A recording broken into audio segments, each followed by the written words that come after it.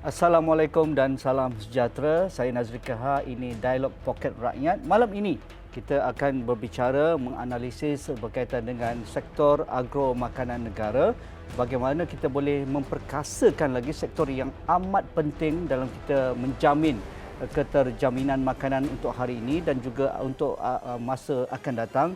Kerana ini suatu perkara yang amat penting. Ia melibatkan national security, ia melibatkan food security dan juga bagaimana kita merencanakan dari aspek automasinya, dari aspek mekanisasinya, dari aspek digitalisasi dan seumpamanya. Kalau kita bergerak dengan cara yang ada sekarang ataupun 10 tahun lalu, pastinya kita akan terus mengimport, kita akan terus mengalami inflasi makanan yang tinggi dan kita tidak mampu menjadi negara yang berdaya saing dalam industri agro makanan. Jadi 3 ahli panel sudah pun bersedia untuk memberikan pengalaman mereka kerana semua mereka ini hero dalam bidang agro makanan, ada pengalaman mereka dan realiti yang mereka sedang lakukan dan apakah masalah dan cabaran yang mereka hadapi dan apakah cara moving forward ataupun the way forward dalam hal automasi dan digitalisasi dalam aspek menjamin keterjaminan makanan dan affordable untuk rakyat memilikinya.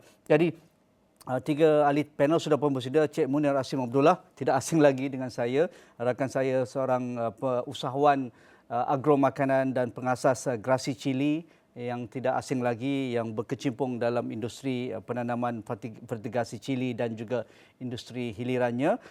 Di tengah sana, saudara Azizul Jolirin datang dari Kundasang Sabah. Terima kasih. Kebetulan datang ke KL, ada mesyuarat pengarah urusan Kundasang Aqua Farm. Apa khabar? Azizul? Terima kasih. Pengalaman orang-orang Sabah ni penting kerana ekosistemnya berbeza, infrastruktur masih ke belakang dan apa cara yang menyebabkan Aqua Farm mampu berdaya saing di negeri Sabah dan boleh mengeksport ke negeri lain. Dan Ramana Kinaido tidak asing lagi dan pastinya kita nak tahu apa status grindcorn beliau dan sekarang beliau sudah meluaskan agro makanan beliau dalam industri ternakan lembu tenusu. Jadi terima kasih Ramana, apa khabar? Terima kasih, khabar baik Tuan. Walaupun sibuk masih willing to come here as a panel dalam diskusi Dialog Poket Rakyat. Terima kasih Ramana. Okey, sebagai permulaan, mungkin Cik Munir nak sentuh sikit dari aspek bajet yang baru saja diumumkan oleh Perdana Menteri pada Jumaat lalu dan disusuli oleh pengumuman Menteri Ekonomi berkaitan dengan guna tanah dan projek khas berkaitan dengan untuk memberikan kapasiti agro makanan dan juga memiliki makanan yang affordable kepada rakyat. Jadi mungkin ada komen tentang peruntukan peningkatan untuk industri agro makanan dan juga Kementerian Pertanian lebih daripada 4.81 bilion dan begitu juga peruntukan khusus oleh Menteri Kewangan berkaitan dengan projek-projek yang berdaya saing berkaitan guna tanah yang disediakan oleh pihak IPU dan sebagainya. Ya, terima kasih Haji Nazri. Kita melihat belanjawan yang dikeluarkan yang keluar, ini kita dah agak dah ya. Belanjawan tersebut banyak kepada meningkatkan B40 dan kita amat teruja lah. Dan kita berterima kasih kepada kerajaan kerana memang kita tunggu-tunggulah di mana kerajaan akan kena melihat pertanian ni bukan setakat skala besar je, tapi melibatkan skala besar, mesti program yang dibuat sekarang ni dengan skala kecil ni disatukan ataupun sebentuk kluster dan sebagainya. Dan seterusnya bila kita tengok kepada program yang dibuat untuk memajukan sektor kecil, petani-petani kecil ni, bagaimana mereka harus dibesarkan, memang apa yang kita buat sekarang ni. Jadi saya rasa this is very good initiative dan saya tepat pada masanya dan dia akan tidak lagi seperti kalau dulu kita melihat petani keseorangan ya, dan kita kerajaan cuba membantu secara individu dan dia tidak akan dapat kekal lama sebab berbagai risk yang kat luar sana macam tahun ini saja risiko banjir 2-3 hari lepas banyak ladang tutup. Jadi kalaulah petani itu keseorangan dia tak akan mampu bergerak. Jadi tapi kalau dalam bentuk koperasi, bentuk kluster, bentuk kelab persatuan, dia boleh bergerak sebab akan ada inisiatif yang dibantu dan sebagainya. Jadi belanjawan yang kita lihat agak besar ni sebenarnya nak katakan cukup, memang belum cukup lagi lah. Ya. Tapi cukup memadai untuk kita bergerak sebab kita tak boleh silap dalam masa 6 bulan ni. The next 6 months dan 1 year ni, 1 year ni, setahun 12 bulan kemudian kita tak boleh silap dalam merangka strategi tersebut. Sebab kita akan terus mengimport kalau kita tidak ada menggunakan ataupun atur yang sebetulnya tekniknya, bagaimana sepatut kita menggunakan teknologi. Sebab teknologi ni tak boleh menghentikan hujan. Ya. Ya. Itu kelemahan teknologi. Ya, jadi kita kena bersifat berubah caranya, bagaimana penggunaan baja. Adaptation kepada dulu kita pakai baja jenis ni, sekarang tak boleh, kena tukar. Dulu kita menggunakan OIT jenis ni, sekarang kena tukar. Jadi banyaklah yang kita panggil ni pengalaman kita lalu, tapi benda ni bila kita melalui masalah ataupun risiko tersebut, kita bergerak sebagai usahawan. Kalau kita bergerak sebagai penanam saja, kita akan berjadi pemasalah. Okey, komen Azizul tentang bajet ini. Baik, saya menyambut baik bajet yang diumumkan baru-baru ini, dan peningkatan itu adalah sesuatu yang saya ingat wajar memandangkan berlaku pertambahan penduduk dan guna kepada makanan juga semakin meningkat, dan kita mengambil satu keseriusan kepada mencukupkan makanan dalam negara, dan kita memastikan keboleh capaian makanan itu berada pada dalam negara pada masa-masa dia diperlukan. Jadi bajet yang diberikan, diumumkan baru-baru ini adalah satu strategi bagi saya adalah jangka masa panjang yang boleh memastikan keterjaminan makanan tersebut tidak hanya dapat menjadi Panadol ataupun ubat bagi jangka masa yang singkat, tetapi untuk kelangsungan 5 tahun, 10 tahun seperti yang Saudara Munir sebutkan sebentar tadi, maka langkah-langkah untuk merealisasikan dana tersebut agar dapat dirasai oleh segenap peringkat perlu dibuat. Dan mengambil kira kepada konteks Sabah Sarawak sendiri, yang kita maklum mempunyai kesenjangan ataupun satu gap yang luas di antara wilayah-wilayah lain di Malaysia. Saya ingin mengangkat suara ini agar ada peruntukan khas yang boleh diberikan kepada para petani pada wilayah-wilayah ini, kerana petani dan isu yang mereka hadapi di kawasan luar bandar Sabah pastinya berbeza dengan apa yang dihadapi oleh Pantai Barat Timur. Kalau mungkin di sebelah pantai di Semenanjung ada masalah banjir dan sebagainya, di Sabah mungkin ada bencana alam yang lain. Kita mempunyai masalah lain yang perlu ditasi dengan segmen dan isu yang berbeza.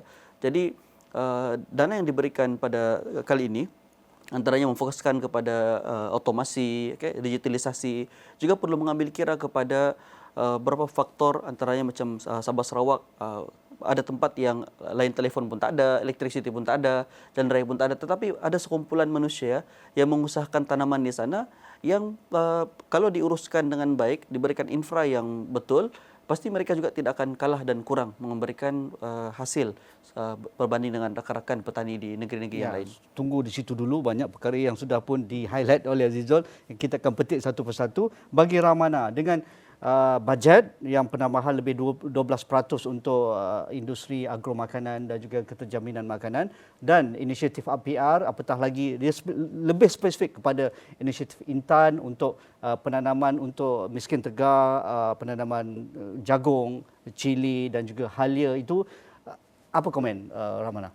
Terima kasih Tuan. Sebenarnya saya amat bangga sebab saya nampak kami ni sekarang dulunya kita tak diwar-warkan dan kita ni seperti hero-hero yang tidak didendang.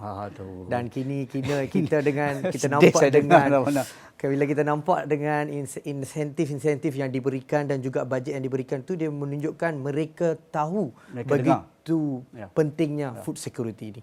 Dan apa yang mengambil saya punya hati dan juga saya punya mind adalah mechanization and digitalization. Bermaksud mereka telah pun menerima yang kalau kita tidak mengambil teknologi ini, kita akan tertinggal dan kita terpaksalah mengimport barang-barang makanan, dan jikalau sebarang peperangan ataupun apa-apa masalah seperti hari itu di Rusia dan juga Ukraine tu berlaku sebarang peperangan, kita akan ada masalah inflasi harga. Dan di siapa yang akan suffer adalah rakyat sendiri. So bila kita dah ada benda-benda begini, insentif begini, orang-orang muda, selalu saya cakap ni, bila bercerita pasal benda moden atau digitalization ni, orang muda yang graduate ni suka sangat. Sebab dulunya kita ni panggil petani, orang rasa macam tu. Tapi lah ni kita nampak dia orang sebagai agropreneur. So that's the thing tuan. Dua orang ahli panel kita masih muda. Ni pun jiwa muda. Jadi memang tidak asing lagi lah. Apabila pemodenan agromakanan dan juga keterjaminan makanan, orang muda lah yang perlu menyahut cabaran ini. Cik Munir, mengapa ini perlu menjadi satu kataupun benchmark ataupun tanda aras yang tidak boleh kita kompromi? Kerana apabila kita lambat, Kalau tidak disebut dalam bajet ini dan juga oleh Menteri Kewangan, kita akan sentiasa memikirkan berapa banyak lagi kita nak import. Berapa banyak lagi duit yang kita perlu belanja untuk beli makanan. Ya, bila kita menggunakan teknologi ni, dia jauh berbeza kalau kita menggunakan secara manual ya. Rasanya kalau basic kita dah tahulah kalau kita menggunakan jentera dan bila kita cerita teknologi ni juga kita tak boleh cerita secara kecil ya. Kita tak boleh beli mesin robotik tapi tanam satu biji pokok je. Tak jadilah dia ya. Jadi kita bercerita seperti yang Cik Amanda kata, kita perlukan 800 hektar, 1,000 hektar. Padahal kita daripada skala kita panggil selalu kita dengar economy of scale ya, orang cakap apa benda lah economy of scale ni. Kalau bahasa mudahnya tanam besar lah, tanam banyak. Itulah bahasa mudah kalau orang kampung tu. Apa benda economy of scale ni kan, dia tak faham. Dia kata itu maknanya kita tanam secara besar, berkumpulan, tanam ramai ya.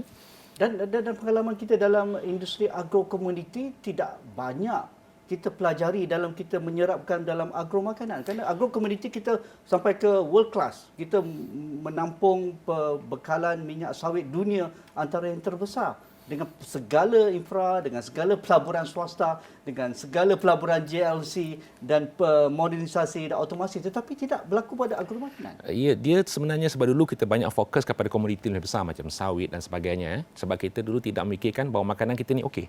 Ya, dan take for granted ya, sebab kita fokus kepada kita tak boleh masak nasi lemak dengan biji sawit.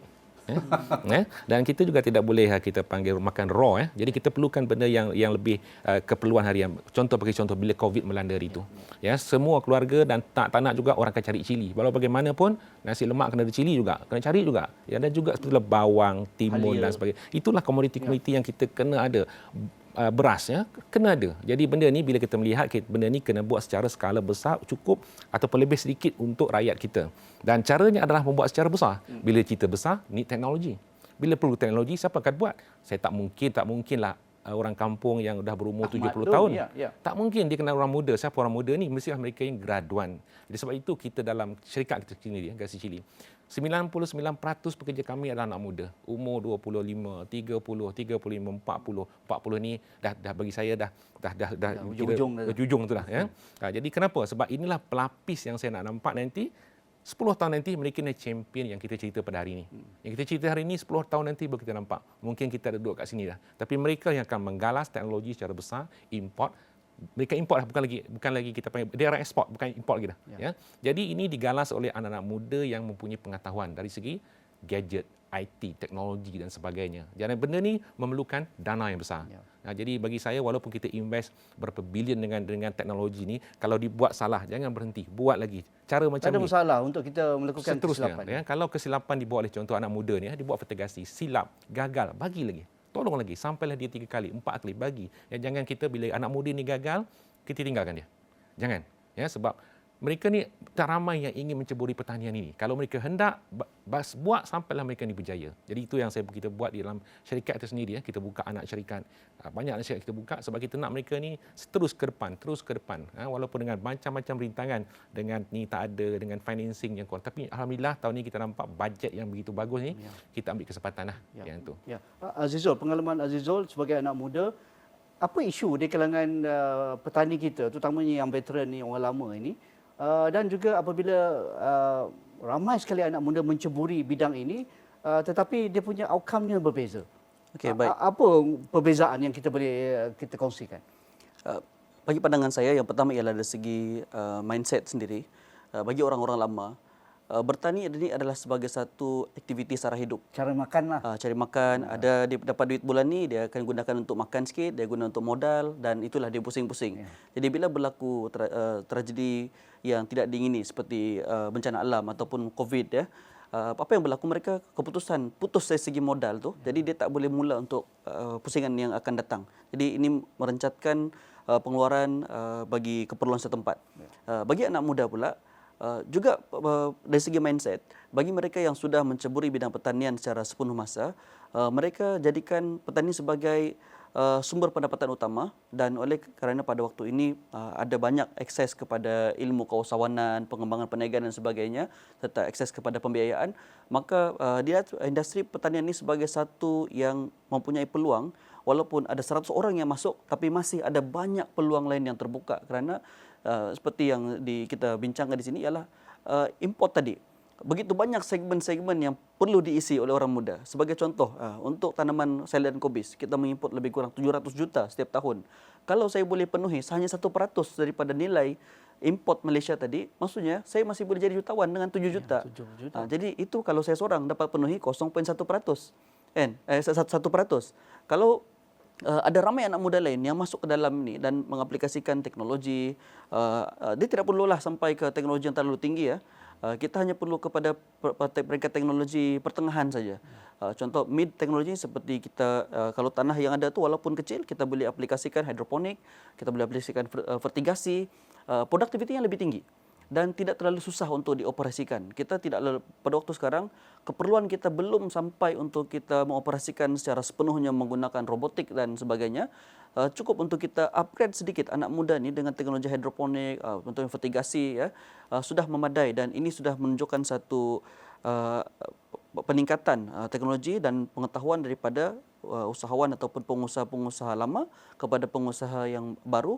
Perubahan dari segi teknologi, perubahan dari segi mindset, cara kerja, sistem kerja itu segalanya memberikan satu perbezaan yang besar. Dan ini adalah masa depan untuk pertanian negara Ada beza kita. tak lanskap pertanian agromakanan di Kundasang apabila begitu ramai anak muda seperti Azizul menceburi bidang ini dan melakukan perubahan dari aspek pendigitalan, automasi dan sebagainya. Ada tak dari sudut outputnya dan juga dari sudut pengeluarannya berbeza? Bagaimana sekarang? Ya, tampak semakin menampakkan hasil yang positif. Kerana tanah-tanah pertanian, terutamanya di kawasan tanah tinggi, di Kundasang misalnya, diusahakan oleh bukan orang-orang tempatan. Kerana anak-anak generasi kedua sudah tidak mahu bekerja di kebun. Kerana ayah kata, jangan jadi petani, belajar sungguh-sungguh, kerja di luar, jadi pegawai dan sebagainya lah. Bukan gaji.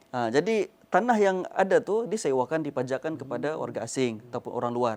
Jadi bila kita tunjukkan satu model perniagaan dan juga model ladang contoh yang boleh dioperasikan pada skala yang tidak terlalu besar tapi mempunyai produktiviti yang konsisten dan juga pengeluaran yang baik, lumayan boleh memberikan kehidupan kepada mereka, secara langsung graduan ni sudah kembali ke semula kampung halaman, mengusahakan tanaman mereka dan kita pula bimbing mereka macam mana mendapatkan dana pembiayaan daripada pihak kerajaan.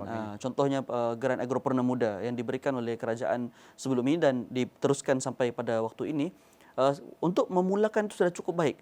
Jadi tinggal saja kita perlu ajar mereka macam mana untuk menggunakan digitalisasi dari segi rekod, penjualan dan sebagainya. Untuk mereka dapatkan pembiayaan yang lebih besar daripada agensi pembiayaan yang lain. Jadi baru mereka boleh mengeluarkan tanaman bagi skala yang komersial. Jadi menggunakan tanah yang sedia ada yang sebelum ini mungkin sudah tidak subur kerana sudah digunakan berpuluh tahun secara konvensional, dapat digunakan untuk pertanian juga menggunakan kaedah yang lebih moden kerana kita tak pakai tanah. Dan pakai menggunakan vertical farming dan sebagainya. Jadi ini satu perubahan yang sangat baik dan saya kira ia akan mengambil tempat kepada tanah pertanian konvensional kepada yang lebih moden oleh generasi yang terbaru. Ya, kita nak tahu juga apa cabarannya yang dihadapi oleh anak muda. Mereka tidak ada collateral, mereka tidak ada pengalaman, mungkin berhadapan dengan masalah birokrasi. Nanti simpan dulu. Bagi Ramana, pengalaman dengan grindcorn ataupun jagung bijirin ini. Saya biasa berborak dengan Ramana, tetapi cabarannya bukan kepalang juga. Orang yang ada latar belakang juruterbang tetapi berkecimpung menanam sayur, tetapi sayur itu tak memberikan skala yang menguntungkan, tetapi mengambil satu cabaran mengeluarkan ataupun menanam grindcorn. Pengalaman dalam memodernkan minda ni, sebelum memodernkan automasi dan sebagainya, memodernkan minda para petani dan juga stakeholders yang terlibat. Okey, dulunya saya start dulu sebagai petani jugalah. Dulunya tanam kacang panjang. Tapi pada tahun 2015 tu bila saya buat study, bila harga turun dan jatuh naik kan, masa tu harga tak pasti, harga sayuran kan, saya mengambil keputusan apa barang yang kita import banyak. Dan masa tu saya realise that orang Malaysia ni makan ayam banyak. 40 kilo average satu tahun dia makan. Tapi ayam tu makan jagung. Jagung tu daripada mana? Siapa pun tak tanam kat Malaysia. Semua jagung tu kita import daripada Brazil, Argentina, Mexico. Dan kita tak ada pengeluaran sendiri. Bila cek balik lebih kurang dalam 3.7 million metric ton pada tahun 2016. Itu pada waktu itu. 3.7 million metric ton. Dan jumlahnya buat 3 billion. Tapi sekarang dengan harga lepas peperangan tersebut, Harga yang 900 satu tan tu dah jadi 1,800 sekarang. Nilainya daripada 3 bilion dah jadi 6 bilion. Automatik kita boleh nampak wang kita mengalir keluar. Itu yang satulah. Tapi kenapa saya ambil cabaran tu? Macam tadi Tuan cakap, dia kata kalaulah saya dapat dominasikan 1% daripada jumlah pengeluaran tu, automatik saya dah jadi jutawan agro. Itulah saya punya plan. So kita ada minda. Dulunya petani ni dia kerja macam tadi Tuan kita bagi tahu, dia kata kita kais pagi makan pagi, kais petang makan petang. Supaya esok. Tapi kita ni agropreneur. Agropreneur ni berbeza. Dia berfikir, dia jadi mekanik sat, dia jadi usahawan sat, dia jadi petani sat. Dia ada mindset yang berlainan. So we see the future. We see the future. So that's why when I do this, I datang dengan konsep integrated farming. Sebab tu Tuan kata, kenapa semua orang buat tak boleh? Kenapa kita boleh? Saya ada ladang ayam sendiri, saya ada lembu tenusu sendiri, saya ada jagung saya sendiri. So makanan ni saya dah cover. Dan apa saya buat? Najis daripada lembu saya guna balik sebagai baja. Saya dah save banyak dah. Kita panggil dia black gold. Black gold. So kita dah save duit banyak dah. Banyak orang tak tahu, orang kata ini apa, barang buangan. Tapi benda tu kita dah buat dan nampak. Dan apa yang saya nampak dulu, semua ada mitos mengatakan jagung biji ni tak boleh tanam di Malaysia. Saya sendiri tanam pakai tangan. 1 hektar nak tanam lebih kurang 10 hari. 1 hari 10 hari pakai 6 orang pekerja. 6 orang pekerja lebih kurang gaji pun masa tu 300 satu hari. Kalau 10 hari dah 3,000 habis. Tapi lepas saya bawa masuk mekanisasi dengan nama corn planter, iaitu mesin untuk menanam jagung tu, 1 hari saya boleh tanam 5 hektar. Bayangkan. Dengan satu traktor. Direktur bayar diesel dia bayar RM100, driver bayar RM100, RM200 je. 200 di mana, 3,000 di mana? So itulah kita kata kepentingan mekanisasi di dalam teknologi moden untuk menghasilkan produktiviti yang murah dan kita dapat produce dengan harga yang lebih baik.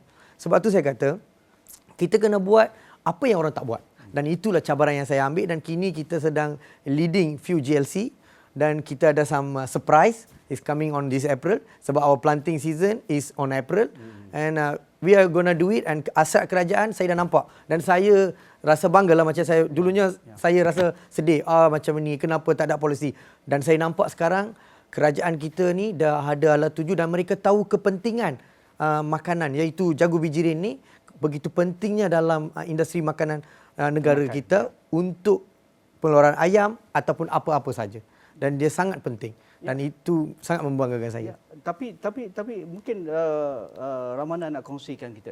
Sukar tak nak convince pihak-pihak yang lain? Ramana mungkin ada motivasi kerana anda membuat penyelidikan, anda buat pelaburan, anda tahu pelaburan ini perlu ada pulangan. Tetapi anda tidak boleh silo. Anda boleh bekerja dengan jabatan kerajaan, anda perlu bekerja dengan pihak swasta, anda perlu bekerja dengan keluarga dan juga rakan-rakan dan sebagainya. Apa cabarannya? Cabarannya besar, Tuan. Pada mulanya siapa pun tak percaya.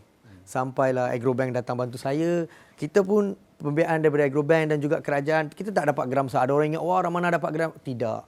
Saya berjaya sebab Agrobank dan juga saya ada orang kata bimbingan daripada Jabatan Pertanian dan juga kementerian. Mereka membantu tapi tidaklah dalam bentuk grant yang berjuta, tidak. Tapi dalam bentuk loan dalam berjuta-juta, Agrobank ada membantu saya. So saya nampak pada awal tu nak beli machinery tu sangat mahal. Tapi sangat mahal sebab macam Tuan tadi cakap, cost capex iaitu capital expenditure tu very big. So apa yang bajet ni menunjukkan, dia ada security daripada bank negara 1 bilion. And then faedah dia zero for first 6 months. Zero. And another 1 billion for SJPP, syarikat jaminan pembiayaan. Kalau kita tak cukup duit, kita tak payah garantor. Syarikat jaminan pembiayaan daripada bank negara tu akan support. It is already good track. Tak pernah berlaku. Tak pernah berlaku. Dan kita ada matching grant daripada Jabatan Pertanian dan juga kementerian. Matching grant dalam bentuk kita invest dan mereka reimburse balik. Dalam bentuk begini, kita tak perlulah macam dulu kita komplain. Saya sendiri pernah komplain. Ada masalah itu, masalah birokrasi dan sebagainya. Tapi sekarang kita boleh beli benda yang kita suka dan tak adalah masalah LO dan tender dan sebagainya. Bila dah kita betul-betul seorang yang layak untuk mendapatkan matching grant tersebut, kita dapat. Selepas tu kerajaan datang dan verify dan memberikan kita kita membuatkan reimbursement tersebut. Memudahkan kita punya urusan. Dan sebab tu saya kata kaedah dan juga polisi yang telah yang dibuat sekarang amat jelas dan sangat baik. hit the wall, Exactly. Loud and clear. Loud and clear. Bagi Azizul melihat ini, kalau kita tak ada knowledge, kalau kita tak tahu kat mana punca grant, tak tahu punca peruntukan dana-dana dan juga apa yang kita dapat in return, kita tidak boleh jadi usahawan. Setuju. Jadi kenapa ilmu usahawan ini penting dalam kita menukar persepsi industri agromakanan ini perlu dimodernkan, perlu diautomasikan, perlu didigitalisasikan? Ya, saya setuju kerana ilmu inilah yang membezakan di antara petani konvensional dengan petani muda ya walaupun dia pada agropreneur walaupun pada mungkin usia dia mengusahakan tanaman ataupun perusahaan tersebut masih singkat, baru tapi setahun jagung lah, dia boleh mencapai tahap yang tinggi seperti Cik Ramonan sendiri. Saya ingat pencapaian beliau mengalahkan orang yang mungkin ada pengalaman menanam jagung lebih daripada 20 tahun kerana ilmu walaupun pada pengajian di universiti berbeza, tetapi kerana ilmu pengetahuan itu membezakan kita. Dan di kalangan usahawan muda sebenarnya akses ilmu pengetahuan ini lebih luas kerana kita terdedah dengan digital, dengan celik maklumat yang boleh didapat di hujung jari. Dan inilah yang masih kurang pada kebanyakan petani-petani tradisional. Dan seperti saya sebutkan tadi konteks Sabah Sarawak sendiri. Banyak kawasan yang masih lagi belum merdeka dari segi digital dia. Kerana ada banyak kawasan yang belum ada lain telefon, apatah lagi internet.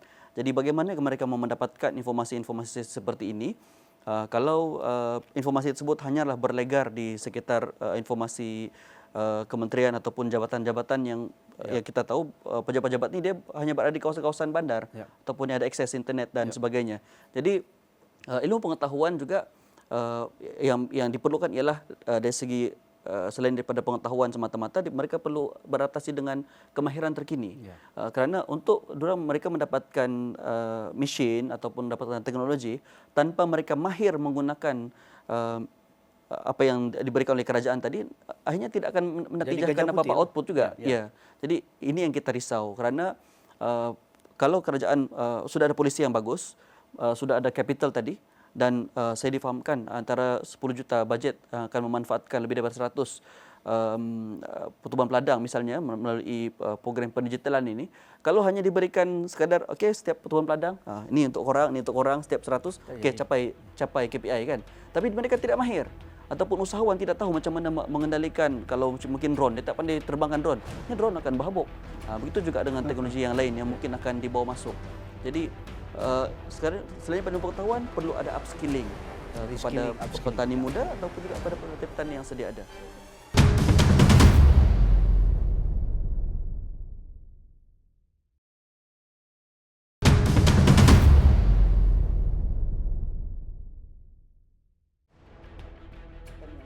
Ya, Cik Munir kebetulan latar belakang IT dan memang berkemahiran sebagai seorang jurutera dan sebagainya. Adakah ini satu kebetulan menjadi satu kelebihan ataupun sebenarnya kalau saya dalam bidang syariah pun, dalam bidang undang-undang pun, bidang bisnes pun sebenarnya boleh, Cik Munir? Ya, dia kelebihan dia macam saya katalah macam yang kita panggil dia tadi kita bersama ni kita panggil ilmu ya. Ilmu memang kita kena ada. Tak kisah kita engineer ke lawyer ke pilot ke syariah ke. Tapi digging the information kita panggil. Sekarang information bukan macam dulu. Buka je Google, type lah apa benda, semua dalam kat situ. Jadi itulah bagi saya satu very powerful weapon. Kalau nak tak tahu pasal aeroponik, type aeroponik. Tak tahu pasal kompresor benda, type dekat situ kita dah dapat. Jadi ilmu tu bukan lagi susah untuk kita cari. Ya.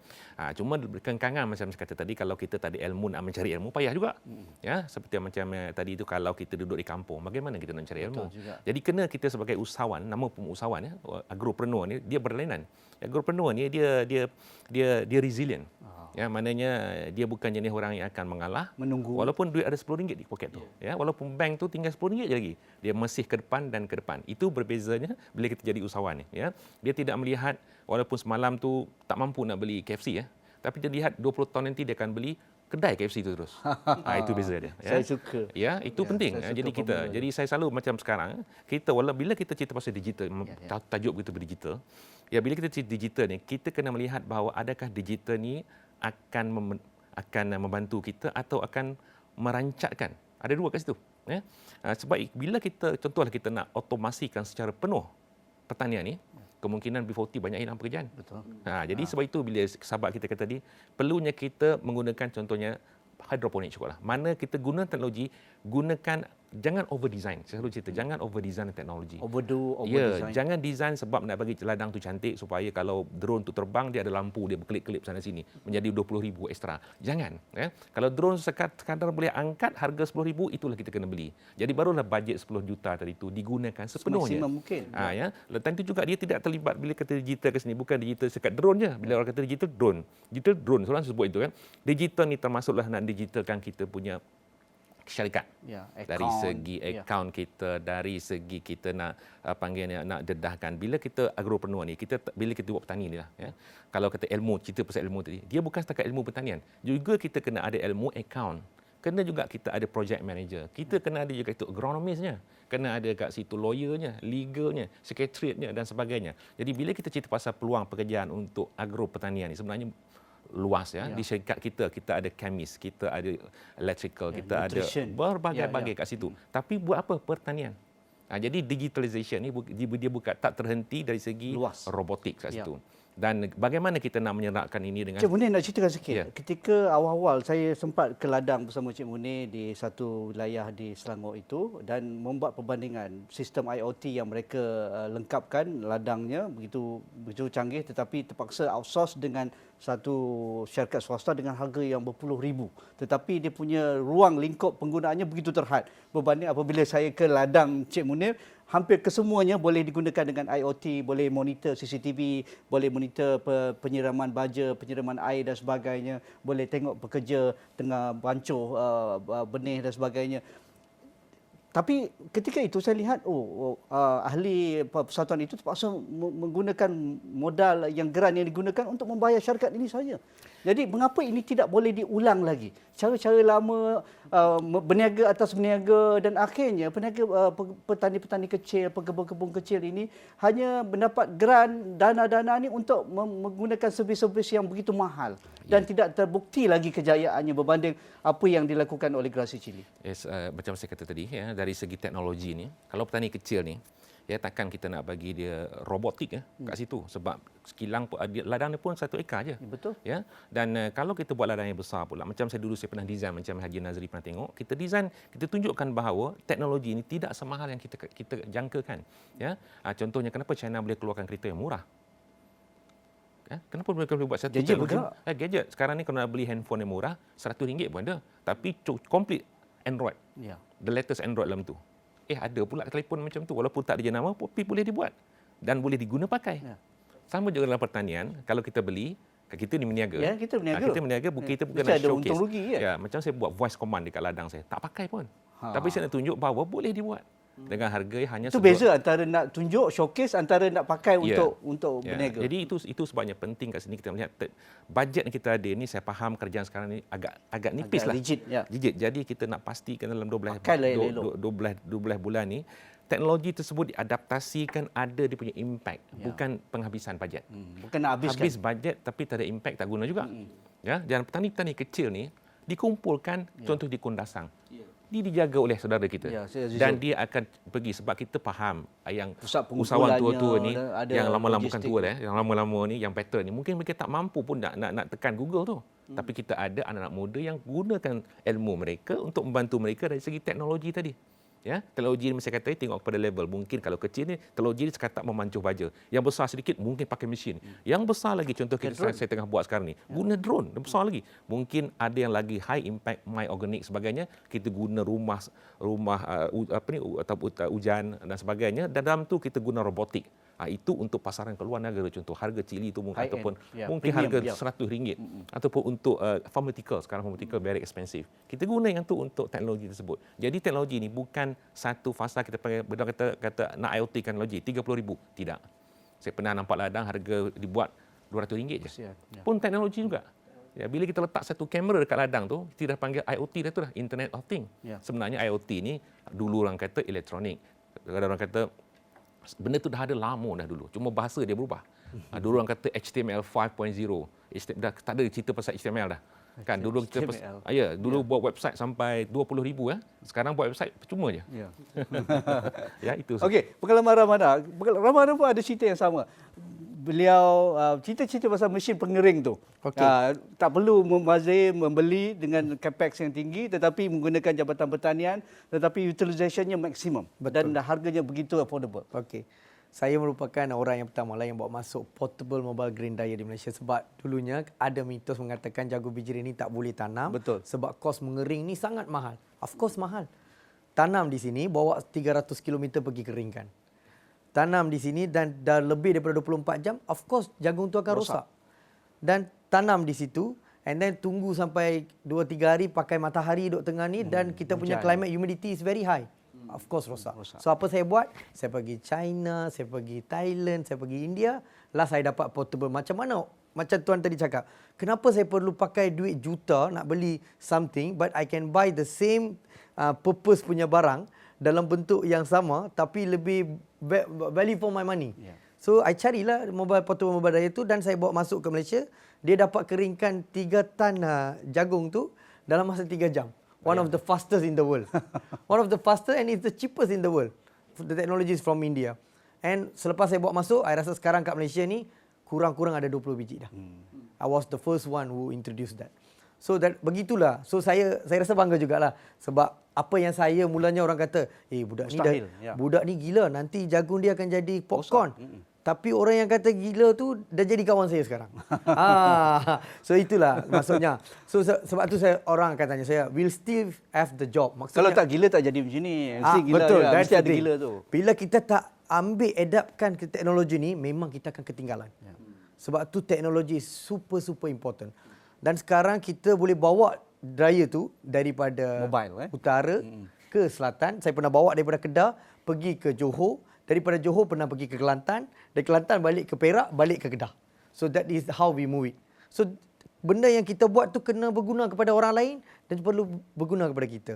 So itulah yang saya rasa. Yang mesin Kubota tu, yang untuk yield tu, untuk tuai tu. Okey, yang tuai tu masih lagi dalam peringkat percubaan. Tapi saya dah ada corn header, dah tukar dah. Dulunya kita pakai tuaian tu menggunakan dia macam padi lah. Sebab Kubota ni dia ada 2 cara. So bila kita punya pengalaman ni kurang, kita beli berdasarkan daripada pembekal. Macam tadi saya cakap. Supplier lah. Supplier nak jual barang. Supplier nak jual barang tapi dia tak tahu apa yang petani nak. Apa saya buat? Saya pergi belajar. Tu bila saya cerita, tak.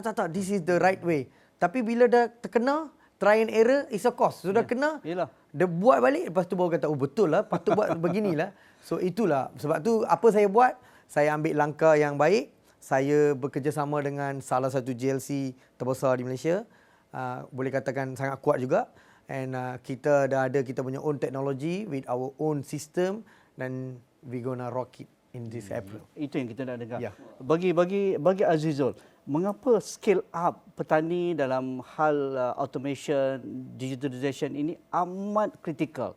Kalau tidak ada pemikiran untuk menaik taraf ataupun menggunakan cara-cara baru pertanian seperti yang dikatakan Encik Munir tadi, kita perlu wujudkan koperasi, kita perlu wujudkan satu gabungan-gabungan petani, kita perlu ada ladang kontrak yang hebat dan kita tidak perlu buat semua benda.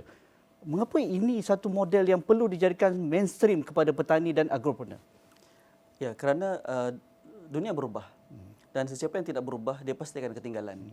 Dan itu adalah keperluan pada waktu sekarang. Kita tak boleh bergerak seorang.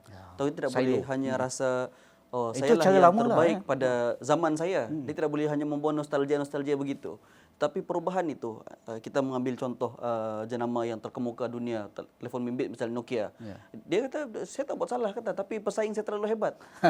Kan? Dia salah, semua orang salah. Kecuali saya yang tak salah kan. Jadi itu juga yang berlaku sekarang. Kalau kita tidak membuat satu perubahan, bukan sekadar pada aspek operasi, maksudnya kita bukan sekadar olah kita punya pengoperasian kepada bentuk otomasi, mekanisasi, tapi juga dari cara berfikir, cara bekerja. Kalau dahulu, Encik Munir sebutkan sebentar tadi sekarang ni digitalisasi itu bukan sekadar kita kata kita nak mesin ataupun teknologi semata-mata. Tapi contoh semudah nak buat pembayaran pakai QR code. Semudah itu perlu bermula pada setiap individu petani tadi.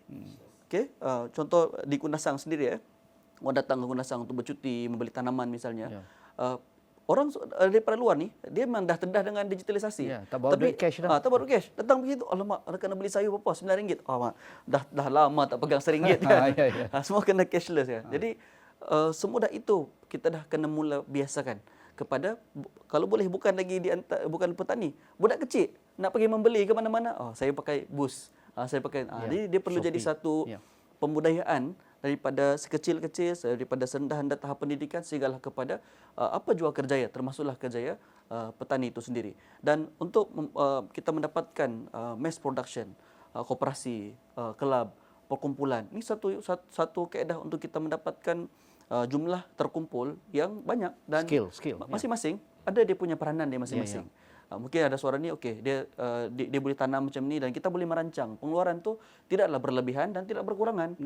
Tapi pada satu tahap yang lain yang mungkin boleh kita bincangkan juga ialah bagaimana untuk proses post harvest itu tadi. Pengumpulan itu juga perlu dimodernkan, perlu diotomasikan. Mungkin kita boleh bawa pada perbincangan yang lain, saya kira. Tapi saya nak tanya tentang itu juga. Encik Munir ada pengalaman terus berkaitan dengan pengumpulan, perkumpulan, koperasinya dalam bentuk, terutamanya bagi kelompok B40 ataupun petani kecil. Ya, kalau kita cerita pasal berkumpulan, memang kita buat benda ni dah lebih 7 tahun. Dan dari segi pengumpulan peserta ni memang dia agak, kita panggil ni, dia agak rumit disebabkan benda ni baru.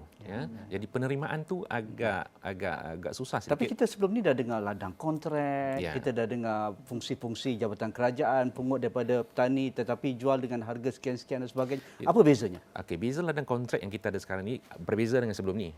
Sebab dari segi kita panggil bukan, bila kita buat ladang kontrak, kita buat komprehensif ladang kontrak. Komprehensif ni maknanya kita pergi A to Z lah. A to Z sampai kepada pengawalan dari segi pekerja, dari segi hasil, supply chain dan sebagainya. Cerita ya. Jadi mana rantaian pertanian dia kena menyeluruh. Dia tak boleh setakat kontrak saja. Ataupun contoh kontrak yang simple lah. Dibagi benih, dia tanam, kalau ada hasil nanti saya beli. Itu tak boleh. Soal jawapan dekat situ, kalau ada hasil, sepatutnya kat situ mesti kita akan pastikan dia akan berhasil dan hasil. Lepas tu pembelian pula. Dia tidak boleh beli kalau harga naik ataupun kalau harga menjunam ataupun harga yang tidak masuk akal. Jadi bila kontrak ni kita ada satu harga yang tetap. Jadi itu satu sangat penting, sebab itu bila kita dengar harga rambakan dan sebagainya, sebab kita tak ada proper kontrak sebenarnya. Kita maksudnya tak ada kontrak. Tidak ada istilah lambakan kalau betul sistemnya. Memang ia sebenarnya lambakan ni bila kita panggil, bila kita tak ada market sebenarnya. Macam cerita tak ada market lah. Ya, tak ada market sebenarnya. Dia tanam sebab kenapa dia tanam? Sebab dia pergi kursus malam. Dia pergi kursus, dia bersemangat sebab dikatakan kalau jadi tanam petani cendawan, akan tanam jadi jutawan terus. Bukan jadi orang kaya, jutawan terus. Jadi dia pun keluarkan duit 60,000, keluarkan daripada SB, terus tanam 5 ekar terus. Bila sudah berbuah, dia nak jual kat siapa nak dijual. Jadi itulah masalah dia. Jadi dia pun menangis dekat Facebook. Jadi yang saya kesian tu adalah Jabatan Pertanian akan dikena ban. Kenapa import cili? Kenapa import cili kan? Adakah betul mereka import cili? Kenapa tak cukup cili? Sebab kita jadi nak semua nak jadi hero tanam cili. Semua nak jadi hero tanam cili. Ujung-ujungnya ia tanam, saya tanam, Encik Nazri pun tanam. Jual RM5, saya RM4, RM3 lah dia RM1. So, semua jual RM1 lepas itu. Muntah. Habis sudah. Jadi itu saya kata, bila kita tak ada satu strategi, tak ada proper downstream, tak ada proper supply chain menyeluruh, kita kena tahu berapa Malaysia kurang, siapa yang menanam. Okey, contoh Cik Munir dalam hal kita otomasi dan juga menggunakan teknologi digitalisasi. Okey, menjelang bulan puasa dan hari raya, berapa tan cili digunakan oleh rakyat Malaysia untuk menghadapi bulan puasa dan juga hari raya, dan apa persiapan petani di bawah gerasi cili untuk menampung permintaan ini? Ya, okey. Berapa permintaan kita? Kita boleh bayangkan. Sebagai contohlah. Ya, seorang saja dah makan 6 gram sekurang-kurangnya sehari. Okey. So bayangkan pada hari raya tu kita lebih banyak makan. Yalah, lebih kurang double lah. Ya. So lebih kurang kalau kita katakan 6 gram dah jadi 12 gram sehari. Jadi kalau kita rakyat Malaysia ni kita ada 32 juta. Bayangkan berapa tan metrik. Sekurang-kurangnya 40,000 tan metrik yang kita akan pakai. Jadi banyak. Saya perlu ambil hanya 30% dari situ. Nah, tak. Ambil 30% saja saya tanam sebab kita tak mampu sebab tanah kita kekurangan. Tapi alhamdulillah sekarang ni Gasi Cili kita dah banyak tanah yang kita dapat dan kerajaan negeri pun banyak membantu sekarang ni membukakan tanah sana sini. Ada beberapa negeri lagi yang belum lagi yang kita minta supaya kita ada dan juga bulan April ni pun banyak dah lah kita kena buat sebab kita melihat cuaca. Itu saya cakap pada cuaca pula. Climate change sebab ada kita tengok ada ladang kami yang tak berjaya yang saya nampak kenapa? Climate. Ada setengah itu dari segi pengetahuan ilmu setiap ladang ni ada yang berjaya macam mana, cantik cili dia kenapa, kita tahu ilmu, pengalaman, dia jitu dan sebagainya. Jadi benda-benda ni yang bukan saya kata tadi kita panggil yang kita kena tahu dan bila kita buat benda ni sebab kita banyak menggunakan B40. Jadi ahli-ahli ataupun petani-petani kami kebanyakannya B40 dan bila kita kumpulkan mereka, kita nakkan mereka bila dah pandai tu mereka keluar maknanya mereka dah jadi berdikari lah, mandiri dan kita walaupun kita memerlukan 3,000 ekar untuk menanam cili, 3,220 ekar keperluan kita di Malaysia saja, belum lagi kita ekspor itu pun macam kita ada sos kita sendiri kita buat dan kita pun ada perfume sendiri, perfume cili sendiri dan itu pun kita tak mampu nak kita supply diri sendiri. Bayangkan bagaimana orang yang nak minta ni. Jadi kat situ bila kita nampak supply chain tu sahaja, kita dah tahu dah tak perlu benda lain. Orang kata tanya saya kenapa tak tanam benda lain. Tanam satu benda pun dah habis dalam 8 jam sehari dah. Jadi jagung saja pun saya rasa dah habis masa kawan kita. Nak capai 1% je tu. Jadi opportunities dari segi rantaian tu memang kita kena tahu A to Z dia. Siapa yang akan beli keperluan, siapa yang akan menanam di mana dan sebagainya. Dan semua tu ada risiko ni semua. Contoh hujan Jadi ramai tim daripada hujan juga semalam kita nak ambil cili pun kena tengok jalan putus ke tidak. Jadi benda macam ni ada tu sampai 2 hari ada tertinggal kat sana. Contohnya 2 tan tak boleh angkat sebabkan cuaca. Jadi mana teknologi kat sini? Itu contohnya. Nak panggil drone angkatlah.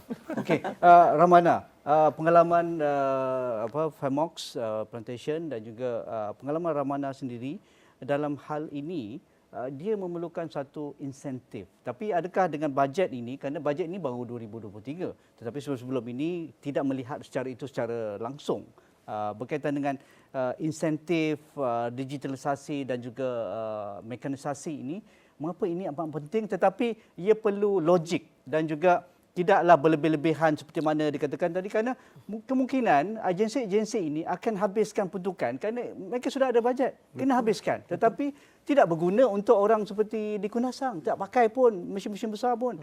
Pengalaman Ramana supaya kita membuka ruang, bukan dengan alasan digitalisasi kita membazir ataupun kita membawa barang yang tidak diperlukan oleh the whole supply chain agro makanan kita. Okey. Sebenarnya macam tanaman jagung di industri saya sendirilah. Kos untuk membeli tu macam saya cakap tu memang juta. Kalau dalam skala yang besar, katakan 100 atau 200 hektar. Tetapi dalam carta pai, dalam kos pengeluaran, boleh kita nampak, kos mekanisasi saja 37%. Tinggi. Daripada total jumlah tu. 37% tu satu jumlah yang besar. So insentif kerajaan tu haruslah disalurkan ke situ dalam bentuk capex. Ya, padanan tu dalam bentuk mechanization ataupun modernize ataupun irrigation. Benda-benda ni kalau buat, mereka akan buat lebih baik. Macam tadi Tuan cakap, kalau petani tu dia gagal sekali, memang orang baru akan gagal. Sebab tu mereka akan belajar. So kerajaan harus buat plan, policy untuk mereka. Macam saya cakap tadi, bila jentera tu dah dibelikan tu, mereka semua boleh guna dan mereka tak payahlah spend 37% tu dan 37% will be their profit. Itulah yang kita maksudnya ownership tu lah. Ownership tak tu. perlu nak dibeli. Tak payah ownership. Ya. Buat dalam bentuk pinjaman ataupun rental, seperti Tuan cakap sewaan, dalam community. Jangan bagi kepada seseorang. Sebab tu saya kata macam tadi ada satu tadi macam saya nak sentuh sikit. Tadi Tuan kata program Intan tersebut ada 800 ekar akan diguna pakai. Saya punya cadangan tadi macam Tuan kita bagi tahu. Kita kena ada satu platform. Platform ni adalah ke atas tu satu anchor, iaitu anchor yang ada pengalaman, yang tahu perik dan derita dan tahu pasal semua tu. Dan bila anchor tu dah ada, mentor tu adalah seorang yang dah tahu pasal jalan liku tu dan dia boleh bawa orang-orang baru tu pergi ke mereka. Bila kita bawa masuk satu tak adalah reinvent the wheel. No, cannot. So we have to do a copy paste module dah. Bukan try and error no more. So bila kita ada anchor yang dah betul-betul verify by jabatan ataupun dah sukses with their own fund and everything, they can lead the industry. Sebab tu daripada kerajaan memberikan wang tersebut kepada orang-orang baru, bolehlah memberi kepada anchor-anchor tersebut ataupun industri player yang lama untuk guide mereka program Jagung, Ehsan Pramox, macam cili, tu. gerasi cili. Exact. Contohlah. Contohlah, ya. Saya sebut je lah. Contoh, ya. So kita boleh buat begitu. So dalam kaedah macam ni kita akan buat split out effect of water. Macam kita satu orang pass tu, yes, exactly. Ya. So itu yang patut dilakukan untuk mengurangkan kos dan pada masa yang sama untuk mendapatkan lebih banyak jutawan agro pada masa-masa yang akan datang. Sebab tu di Europe, di US kita boleh nampak petani ni jutawan. Ya. Dia ada ratusan ekar. Tapi tak apa, Ya. saya ada rakan saya bawa X5 masuk ladang. Oh. Dia tak kesian X5 dia tu. Dia redah je dengan lompat dengan apa. Itu yang saya nak tengok. Maksudnya boleh berjaya orang macam tu. Okey Azizul. Azizul, tetapi Sabah, Sarawak atau negeri-negeri yang ada masalah infra dan juga capaian internet ini, macam mana kita nak tolong petani ini? Apa cara, ada shortcut ke? Mungkin pengalaman Ramana dan juga Cik Munir nanti boleh bantu Azizul. Saya tahu kalau di pantai timur Sabah lagi teruk. Tak payah ceritalah, sampai keluar sedikit nak pergi Sendakan tu dah tak dapat dah. Kan, apatah lagi sampai ke Sempurna, Tawau ataupun ke Lahad Datu. Jadi apa perancangan Azizul dan rakan-rakan di Kundasang supaya kita lebih ramai, bukan hanya di Kundasang, ada di Tawau. Saya tahu aqua culture di Tawau memang hebat. Letak je ikan hebat-hebat yang mahal tu di kolam, di laut yang bersih di Tawau itu dah habis dah orang tempah di Hong Kong dan juga di Jepun. Pengalaman apa saranan Azizul? Bagi saya kita perlu selesaikan isu petani ni berdasarkan pada setempat keperluan dia. Keperluan setempat ya. Sebagai contoh tadi tuan sebut tentang Pantai Timur bagi mereka yang berada di kawasan pedalaman di bahagian banjaran Crocker misalnya, kawasan berbukit Jadi bila kawasan berbukit, kita buat jalan raya pun kosnya berbeza. Kita tak mungkin kos yang sama kita bina jalan di jalan tanah pamah dan kawasan di tanah bukit. Kita perlu ambil kira banyak faktor, kelincaran tanah dan sebagainya. Jadi kita mengambil kira kepada peringkat-peringkat industri tadi itu.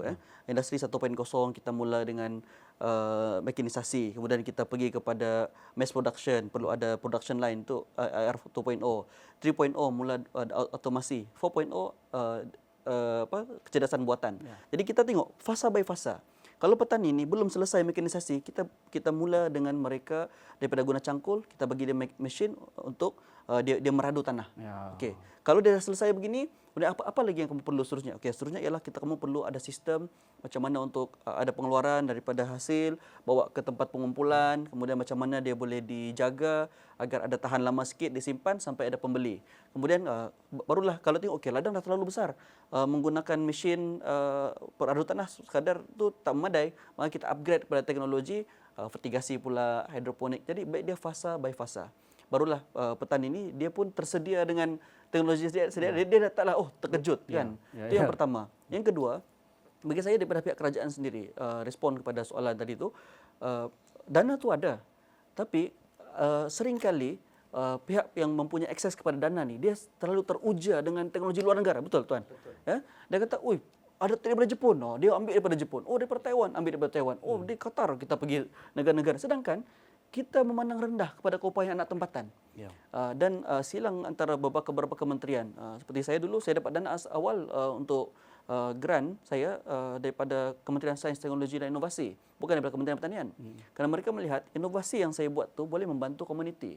Jadi dana daripada kementerian-kementerian lain ni, khususnya dana inovasi kita bangunkan inovator-inovator tempatan yang boleh membantu membantu kearifan tempatan membantu usahawan-usahawan termasuklah usahawan pertanian ni bagi menaik skala kan perusahaan mereka. Betul. Kemudian kementerian lain pula bantu untuk bangunkan mesin ada sinergi kan. Dia tidak silo. Setuju.